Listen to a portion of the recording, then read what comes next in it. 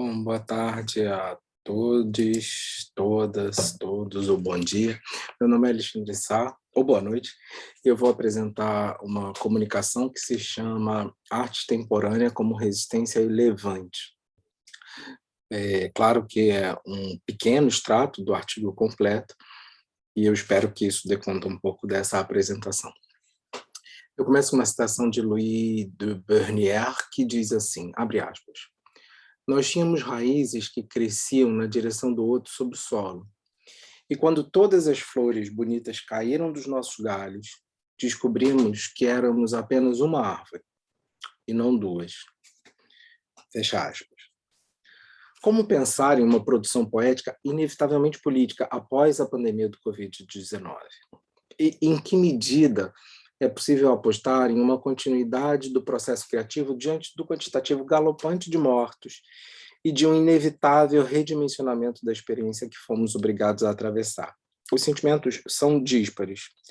E é impossível não experimentar uma angústia de abismo que se imprime em nós. Por outro lado, em que medida tal sensação de fato nos é totalmente estranha? Considerando o paradigma da produção contemporânea e de seu inevitável campo expandido que surge como oportunidade e limite, é possível produzir além do isolamento? Será que em algum momento já fomos capazes, inclusive, de viver longe do espectro da clausura? A emoção agora é talvez comum, espera-se. É um misto de estranheza que em pequenas reviravoltas se revela extremamente familiar, como um vírus. Freud, no texto O Estranho, discorre sobre as analogias semânticas entre as palavras unheimlich, estranho, e heimlich, familiar. E não se exime de indicar de forma extremamente rara a relação de aproximação e distanciamento que se coloca como vínculo entre as duas. Numa recente edição publicada pela Editora Autêntica e traduzida pelo professor Hernani Chaves e pelo professor Pedro Eliodoro, é possível ler, abre aspas. De todo modo, lembremos que essa palavra Heimlich não é clara, pois diz respeito a dois círculos de representações, os quais, sem serem opostos, são de fato alheios um ao outro, ao do que é confiável, confortável, e ao do que é encoberto, o que permanece oculto. Estranho e familiar são experiências não alheias entre si. Embora o ano de 2020 tenha trazido uma sensação intransponível, incapaz de ser comparada a qualquer outro marco histórico da nossa geração e completamente abissal em sua presença violenta, particularmente no Brasil, é fundamental lembrar que essa fantasmática da experiência do viver sempre será deambulatória entre o desconforto e o possível.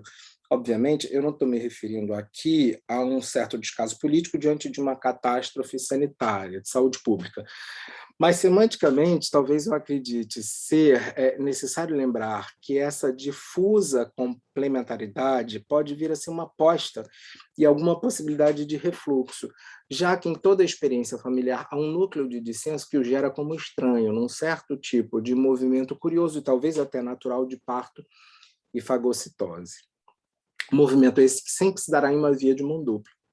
Paradoxo incômodo, né, que foi potencializado ao longo do século XX e que pode ser metaforizado nessa experiência constante de não pertencimento, erigindo uma atmosfera que nutre e, dependendo do caso, esvazia a experiência criativa contemporânea.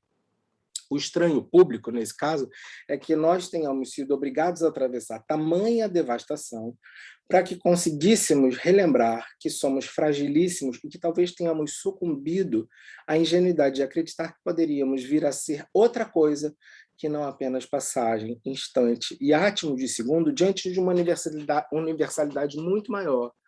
E essa, sim, onipotente, repleta de particularidades, diferenças e diálogos. O real, compreendido aqui como experiência limítrofe de pura devastação, precisou se apresentar, mais uma vez, historicamente, como um certo retorno do recalcado. Bom, Boaventura de Souza Santos, num texto chamado Futuro Começa Agora, ele comenta a produção urgente, necessária e desassossegada de uns filósofos, né, para pensar a pandemia.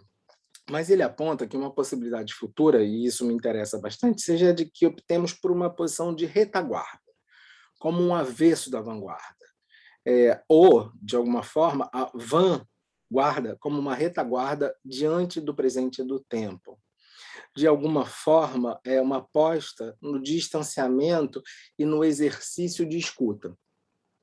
Num texto publicado também na pandemia, pela editora N-1, Renan Marcondes levanta, entre muitas outras questões, o diálogo entre o aparelho e a experiência da morte, em um tempo que conjuga a vida e sua reprodução sem tempo para o ócio, em virtude de sua inquietação diante do apagamento.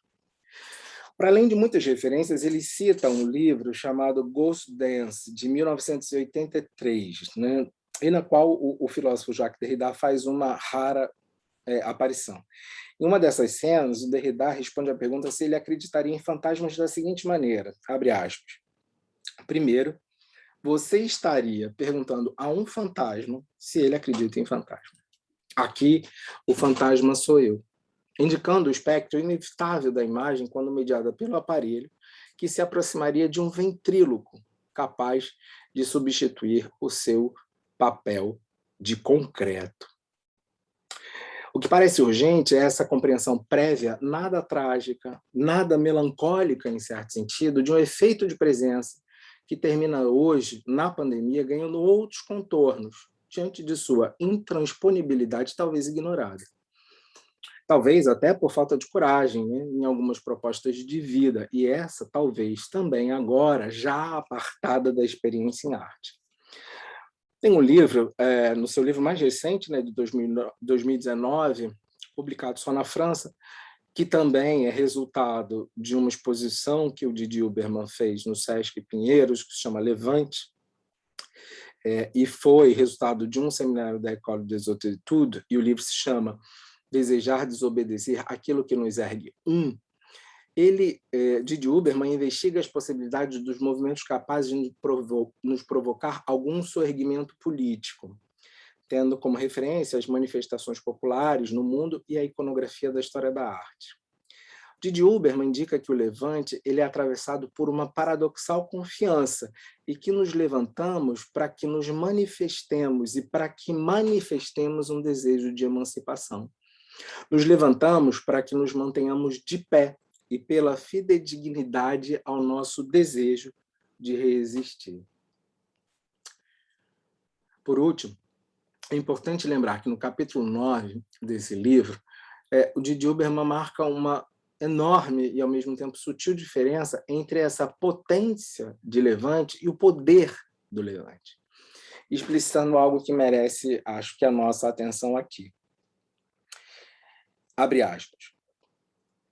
Didi Huberman diz, sentimos, um pouco de maneira confusa, que a potência é próxima ao recurso e à fonte, como se denotasse a maneira pela qual uma torrente cria, por sua força intrínseca, a forma que o rio terá. Sentimos que o poder, e talvez seja isso que ele marque como um exercício que nós não mereçamos e precisamos evitar, né? Voltando a ele, ele diz, sentimos que o poder é, antes de mais nada, próximo do canal ou da barragem. Em outras palavras, é uma maneira completamente diferente de extrair da fonte de seus recursos uma energia mais útil, mais controlável e, em suma, mais manejável. É curioso pensar, né, na cobiça do poder como sendo uma força pressupostamente violenta e mais manejável que a potência do levante. Cabe a nós aqui e hoje pensar como devir, que modo de operação realmente nos interessa. Muito obrigado.